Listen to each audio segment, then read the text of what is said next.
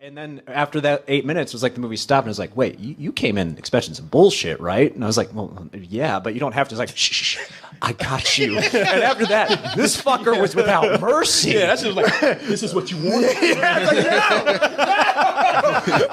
no.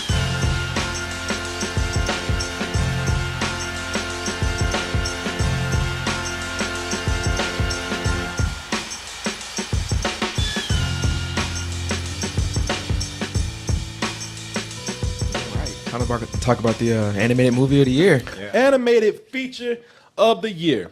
Of course, we are talking about that bull Ferdinand. Oh no, it's John Cena! They said John Cena's so big that they ain't even naming this movie Ferdinand no more. They said, nah, it's gonna be called John Cena. Yeah, people, because John Cena is the one that does the voice of the bull, and of course John Cena is so big that when he's in something, everything has to be about him. Now, one of the things that you know with John Cena, when you hear that music, I mean somebody about to get their ass whooped. Hey, yeah, how's that going? You can't see me! You know, when you hear that music, that means that a big-ass white boy about to come out and whoop somebody, man. He can't put his arms down. Yeah, he should can't, man. I can't. Come here. Help me buckle my belt. You put my deodorant on for me? The fuck? Scratch your back. Ah! Help me reach my phone. It's in my pocket. You wipe my ass. Can't reach it. But Mr. Cena. But you know, like when you hear that music, somebody about to get hurt. But that's the thing with this, man. You know, when you see this, I see the bull and I hear John Cena, and no matter what I have to say about Ferdinand or his movie, I ain't got no problem with Ferdinand. Ferdinand is cool with me. Ferdinand's so sweet. Ferdinand is so mild-mannered. Ferdinand, he just wants to sniff the flowers. He's like, man, I know I got some size on me, but I just want to sit back, smell the flowers, and treat everybody with kindness. Now, it takes a very special voice to make a big-ass animal like that sound like a sweet-natured creature. And that's one of the things I like about John Cena doing this. I think John Cena actually did a good job doing the voice work for Ferdinand. Seems like from the moment you're born, people think they got you all figured out, especially when it comes to me. I'm a little bit more complex. I'm Ferdinand. Oh, Ferdinand. You know, I mean, if you listen to John Cena's voice in this, at least for me, it's you know, he's able to talk in a very sweet-natured tone without sounding like at least to me, sound like he's talking down to kids. Yeah, that's something that he seems to pull off in every movie that he's in, because like we're used to seeing him being that guy in wrestling, just body slamming people, but every time he shows up in a movie, he's usually pretty like nice and calm natured, and he does a great voice here. And yeah, that was one of the things that was really shocking about it. Yeah, you know, I was thinking to myself, shit, you know, if this wrestling thing doesn't work out, he can just go to the library and just read to kids, man. Actually, have him host Reading Rainbow next, man. Yeah, didn't he do that? Yeah, I don't know if he did. No, he did. I heard a thing with him this morning. He read the book Ferdinand to kids, and I saw an image of it where him in a suit reading to him. But he's bulging out of that suit. It'd be like the scariest person reading a story to you. Kid, can you turn this page for me? And then he smelled the flowers. And they just ripped copies of Ferdinand open. Yeah, he just roars out of nowhere. This kid has one of the kids. You do have to take my word for it. Yeah, John Cena, motherfucker. You're like King Kong tossing them kids around. Give me some flowers to snap. Yeah, books and shit. Yeah. Reading is fundamental, bitches. He really is doing that part of the promotional tour for this. Really? Yeah, going to schools and reading this to That's kids. pretty cool. Yeah. That's actually cool, man. Yeah, it is cool. I'm telling you how much I like the character of Ferdinand, how much I like John Cena doing the voice for Ferdinand. I like the setup of the movie. I mean, there are some things in there that were kind of typical of a family animated film, but there's some good setup here where everything's done with no dialogue. There's a number here where they gives his musical I guess, a musical montage where they talk about Ferdinand and how he got to where he is, living in the country, not having to fight in the bullfight, being saved from taking to the steakhouse. Yeah, which that's that's another thing about the movie. They don't try to hide what happens to bulls. But after that, and you know what, I'm looking at it, I'm thinking, okay, I know they've stretched this movie out, but I'm having a good time here. I'm thinking that it's staying true to what Ferdinand is. And look, I'll tell you right now, I haven't read the book. I do know that there is a book that is considered to be a classic from 1936, Ferdinand the Bull. It's tiny. Yeah, it is thin. And it's a picture book, right? And it's it's a picture book. Yeah. Yeah, the guy who did the illustrations in this, this is what I'm saying. Now you have a property here. You have this book, a very simple story. It's a very thin book. It's beautifully illustrated. And the person who did the illustrations is Robert Lawson. He's dead by now. Who was the guy who wrote it? Monroe Leaf. Monroe Leaf. Yeah. And he wrote that because he was around the house restless, and his wife was just like, go do something. Just go write a book or something. And he wrote it as a poem. And he's like, okay, I did it. And he was friends with the illustrator. He's like, hey, how about you draw this? It was just something that simple. Yeah, this is something that's told with simplicity and beauty. And that bull look high as hell. Oh yeah. Well, yeah, he's sniffing poppies all day. No, man, I just want to chill. Come on, I don't want to fight. That was actually the name of the book at first. Ferdinand Gets Fucked Up. Yeah. So the kids won't take that too well. But you can see the illustrations here, how beautiful they are nice. Yeah. It's black and white illustrations, nice line work. It's and like I said, this is an old book, 1936. In fact, when we sat down in the movie theater, we were sitting next to some woman. She's like, "Oh, I love this book. Have you read this book?" I was like, "No, I ain't read this book." "You should read this book. It's a great book." I was like, "You high like Ferdinand right now." Yeah. But you see how the woman, she was really into this book. It was something that she grew up with when she was a child. And it was way before her time, too. Yeah, and it was also banned during World War II. Really? Yeah. Oh. And it was banned in Spain for being too much of a pacifist book, and then the Nazis banned it as propaganda, or burned it as propaganda. Oh, really? Yeah. And then later, somebody thought it was too fascist. It's gone the rounds. Wow. I'm just going to tell you right now, I think that not even just considering how simple the book is, but it was remade into something that's unoriginal, uninspired, and just obnoxious. And I hate to do this because y'all gonna look at me and be like, "Oh, every Spanish-speaking cartoon movie, you got to compare those to each other. You got to lump them all together. You know, yes. Can't they just stand on?" Well, there's in this only case, two. yeah. When this one comes out, look, you can't beat Ferdinand and be coming out in the shadow of Coco. I'm sorry, Coco just came out just a few weeks ago. And here's the thing with Coco. Yeah, I'm going to compare this to Coco. It's a movie that embraced the artistry of Mexican culture. And it didn't even just do it with the colors and the architecture. It did it. You know, it wove a tale, really fantastic story with music and characters.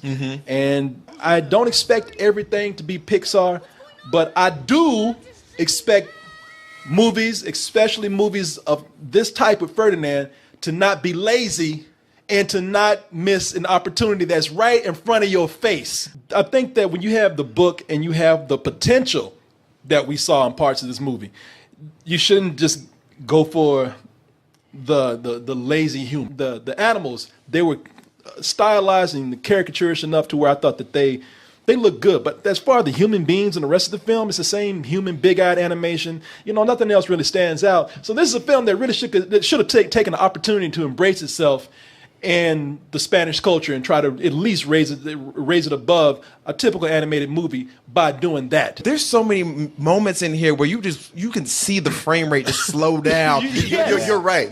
Like you feel the CPU on the computer going like, "What the hell am I doing? What is this shit?" Moments where it looks like it turns into stop motion. Yeah. It should have embraced anything that could set it above its budget, its level of animation, whatever. And it could have done that had it actually brought in more of the culture, I think, or a little more cleverness. But no, they want to go for all the laziness. They want to go for the quick laugh.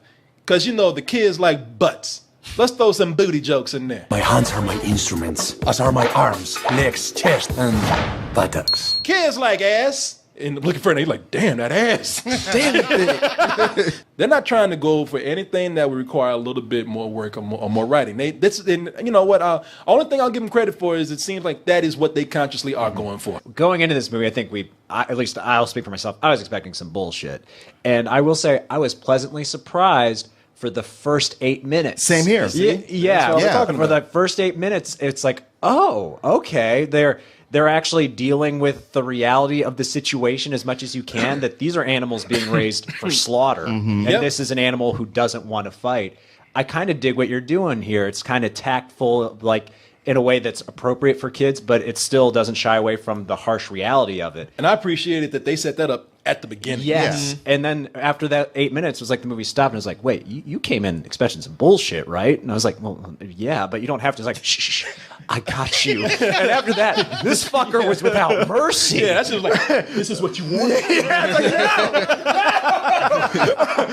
God damn, man. Yeah. I've never seen a movie actively try to suck so much.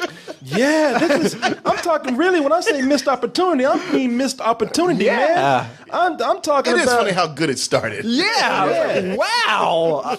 I'm shocked. I'm like, you ain't perfect. In fact, I even gave the movie, I let it slide a little bit, and then I said, all right, you bringing me back, because y'all actually, it goes for a lot of obvious humor here, and one of the most obvious pieces of humor is the bull in the china shop joke, and actually made that kind of work. You know, I saw this and I thought, all right, you know what? Not only is this kind of funny, not only did they make it something clever, but I was watching the whole time, getting the reaction I think they wanted was like, shh, watch out, Ferdinand, don't step on that. No, I even had a moment where I know I audibly went, Yeah, I heard you. Yeah. And he made me yell, watch out, Ferdinand! You big dummy! Sorry! But after that, nah, man, they didn't care. I mean, when you talk about lazy, listen, I know that it's typical of family animated movies to do pop culture references. The best of them do. You know, it was either bringing a pop singer or they did something going on. The best movies do it very well, and we actually appreciate that. The bad ones, okay, you know what? We know it's going to be there, but we will give them credit for at least being relevant. Yeah. Being, you know, today. I know And now what's I'm coming. talking about Man, Yeah. this movie, This song from, was it 1996? this movie went right up into his ass. Oh, yeah. Somehow came out his penis and went all the way to the 90s to pull back this joke.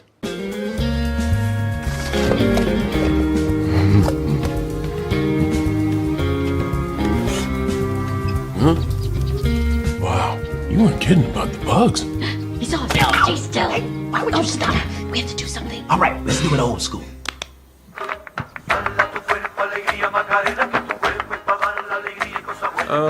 He's like, guys, you know that shit's like 20 years old. The Macarena. And I can deal with the characters, man. I can deal with characters being not the best design, even though, like I said, I think the characters are okay. You know, I can deal with them not, you know, just being sidekicks, not being the best design, just being there for humor.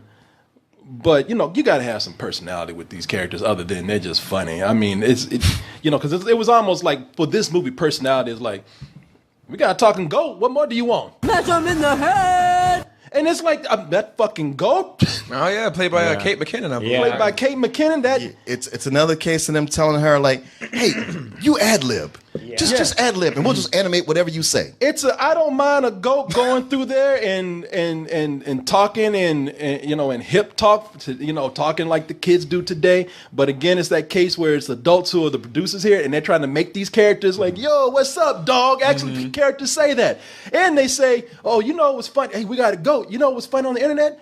That goat." She does that shit about 5 times in the movie, probably more. Because why?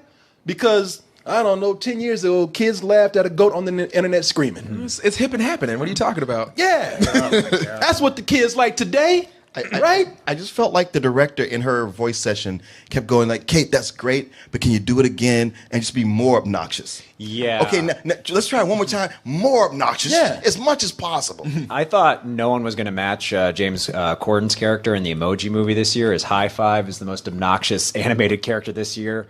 Kate McKinnon said, "Nah, I got this." Yes. Hold my beer. Yeah, man, she came in and snatched that shit from. I couldn't stand her in this, and I normally love her. Sure. But in this, hell no. No, you know that's she plays a goat that's brought in to be like a bull soother, a bull calmer. You know, a goat Yeah. that's supposed to make them settle down. And you know, the moment she comes in, you know, it's ad-libbing, but ad-libbing in a way that doesn't fit a character from Spain, doesn't fit the setting or anything. You know, her thing is to come in and be like, "Oh yeah, look at the ass in this bull, mama like." You know, I'm like, wow, man, all these characters are there just to talk in ways that adults think that the kids will like. None of them have anything to do with their setting, surroundings, their culture, and it's, you know, it's like I said, they for them, personality is having celebrity voice actors. Celebrity voice actors say funny things because that's all they have here. They just have a bunch of celebrity voices. That's personality to them. Hey, you recognize that person? Peyton Manning, really? I mean, Yeah. selling them racist ass pizzas ain't hitting like they used to. So you know, he's got to make that money. Because that's all the characters are supposed to be the types that we see in routine family animated films. You got the black sassy one, you got the goofy one, you got the cranky one. You know, you got the hero. I mean, and I would say this much: Peyton Manning, I was impressed. Peyton Manning as the bull guapo, because you know I thought he's gonna come in and just be like, "Hey, I'm a bull," you know. But he actually had Nationwide is on your side. I wasn't even expecting that much. I'm shocked they didn't work that in. Me too. Yeah. Hey guys, we're going nationwide on your side. Yeah. That had to be in the script at some point. I didn't mind it though. I mean, because I thought like when because I didn't know that was Peyton Manning when I went into the movie. And Peyton Manning, I was like, all right. After I saw the credits and knew that was him, I was like, oh, you know what? His voice work, it wasn't so bad. Epic! Okay, you wouldn't tell by that. Like the whole thing is basically just him playing himself after he's gotten sacked multiple times. Yeah. He's like, "Oh, I'm dizzy. I'm gonna vomit." I'm like, oh, okay, they must have just got him after he got tackled. Yeah, and in case you know Peyton Manning, quarterback Peyton Manning. Yeah, I thought he did all right. If you're gonna talk about the voice work that's in here, Nah, man.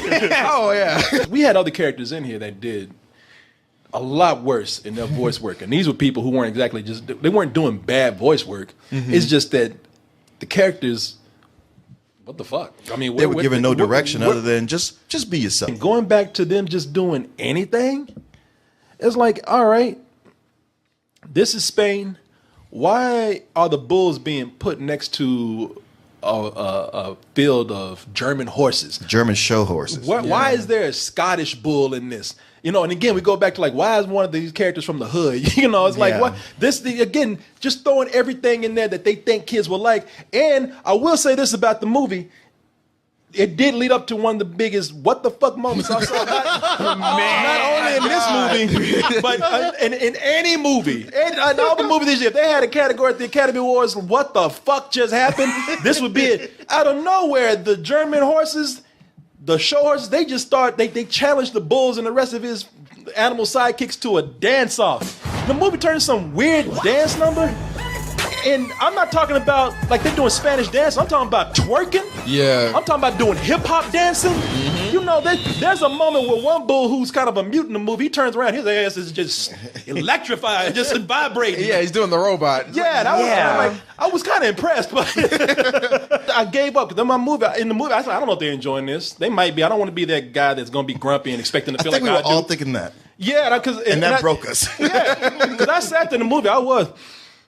I said, but I ain't gonna say nothing. And finally, it got to that part. I didn't care what y'all would think. I looked at them like, what the fuck is happening here, man? I looked at it, I said, I want to go home. Yeah, because at that moment I was like, what am I watching? Even Martin and I were out in the park, like we talked for a good 5 minutes. Like, what happened? That What shit did we was a just see? nightmare, man. It came out of nowhere, too, man. I was so mad. I wasn't sitting anywhere near you guys, and I was like, I need my squad. I need some help. I need someone to reach out to. We were cracking up. I was trapped on an island with this. I was pissed. This was horrifying. I was pissed, but yet I was so happy to see this happen. This is another wimpy kid. Yeah, I was glad you guys were there to witness that with me because I needed that outlet to go like, come on, somebody. I had nothing. And that number went on for so long. I was like, Yeah. oh, maybe if it's like 30 seconds, it'll be fine. Like, this is like a full song. That shit turned into Step Up. Yeah, it did. You're gonna think that we're exaggerating. They had some deep moments. Let's forget about the culture, as we were saying. they had moments where they actually tell you what happens to a bull when they do the bullfight. Like they don't come back. They say they even use the word murder in here. They say, we are here for murder. They show them being shipped off, and as Martin said, to just let kids know that no, they ain't being shipped off to another pasture. They ain't going somewhere to the great, like another bull home. They put that slaughterhouse right on the hill across the street. That's what I love. It's on the property. Like you could just look right up the hill. Because I laughed out loud. They put him on the truck, and I say, "Oh, he's going to the slaughterhouse," but they just went skirt. They want you to hear the screams. Oh no, it was that, and the fact again we talked about how poorly animated they did with certain things. When that truck was pulling away, you could see the pixels start popping up, and it gets blurrier, and you're like, oh no. And they let you know, just in case you don't think anything horrible is happening in that slaughterhouse, that it's a jigsaw trap. They show all the shit that they do to mutilate these animals in there. Well, it's all shiny stainless steel, like it's brand new and barely been used. Yeah. And yet when they drop a cow off there or bull, they'll leave it for a week. Yeah. How long was he there? Just sitting there. That's one bull just been like, I just been waiting on you, man. Look like he's in a big adult diaper. He just I was like, bro, I thought she was dead. It kind of like undercuts a good scene. There's a point where a character gets shipped away to the slaughterhouse and someone blames someone else for it. And it's like, that's actually kind of like, I wasn't expecting that. Then 20 minutes later, he's there. He's fine. Just chilling. Hey guys, how's it going? The other thing with this is that I'm sick of seeing things with animals, cartoon animals in movies where driving vehicles. Man, thank you. Because I was like, okay, this is what I hated in Finding Dory. Yeah, ever since, and that's another one. I did running trains at the last minute. But all animals running from trains. Say that right. Running trains. Because this movie ran a train on me. That train's going right up my ass right now. Nah, man, the animals driving cars. Ever since Finding Dory, we said this is a low point for Pixar, and even though I've seen other movies do it since then, it doesn't make it any better. I've seen it too much. Mm-hmm. Yeah, I really want to give this movie credit for some of the things that it's done right, but there's not enough in there that's doing right. And Martin he brought it up earlier. You want to see where it's done right, not just in length. I believe that you can even stretch this out to a full movie if you take advantage of the opportunities that are there, the things that we had mentioned that they had laid out before them. Disney did this years ago. This is a movie that keeps in mind that this is Spain where these characters are, and these characters don't have to. They can do funny things, but a lot of these things can be done with visual gags. Like hardly any of these characters talk. They don't have to be sassy or anything like that. A lot of these things are done with just making these characters. God damn. The 5 men saw him, and they all shouted with joy. Look at him go! Fuck y'all up. Yeah, man, that was, if you're listening, what we see here and what's so good about the clip that I showed, just that little bit, you see that, Spain is represented very well. You saw the people who were going out there to get the bull. You see the costumes. Even with just the barren landscape, it captures a flavor of where they are. This is something that, look at, all of this. Look, it captures Madrid and all this. I mean, it's, this is something that they missed in this movie. And I'm going to be kind and give this movie a very low rental for the part that I really liked in the beginning. Some things that I thought might have worked in the middle, such as we talked about the message of the cruelty of what happens to these animals. They're forced to fight and then they're murdered. And then the end. I actually thought during the end, there was a moment where Ferdinand was faced with one of his foes. And the audience got quiet. It actually worked. They just took a bucket full of physical gags and random characters and accents and just dumped them all in there. And it's such a low rental just because of so much wasted opportunity. Given this movie, some old bullshit is just a little too on the nose. It's too ironic. Yeah. I have no problem doing that. They took stuff from, like we said earlier, they took the car chase scene from Finding Dory. They took those hedgehogs who are basically the penguins from the Madagascar movies. Oh, yeah. And so, they have all these sight gags that are done poorly. That moment when he was getting ready to show his He's like, I use my hands and my nose, myself. I'm like, I know his butt's coming up here in like 2 seconds. Boom, there it is. There was nothing that felt inspired in this movie that or felt like they were going for something to reach the audience that they were going for. It was just so bland and so boring and just grating and old ass music, terrible gags. This is some old bullshit. This movie was bad. This one was really frustrating, man, because it started out surprisingly strong, and I agree, it ends on a pretty good note too, and it's because it's about the flowers. It's like they fucking forgot this whole thing is about a bull who likes flowers, and this movie's surprisingly long. You think this is like going to only be about an hour and a half? No, we got out close to 9 o'clock, and it was almost 2 hours. Yeah. We got out close to noon, and it started at 10. So I mean, yeah, it has about 15 minutes of a good movie there and about another hour and a half of crap. You know, like pure, unadulterated crap. It's a bullshit. It is some old bullshit. That really, those good 15 minutes are saving it from being anything lower than that. Oh, well, we still got Coco. Thank God. Yeah, there you go. This is the antithesis of Coco. Yeah. Oh, yeah, if you go, well, was Coco really that good? Go watch Ferdinand.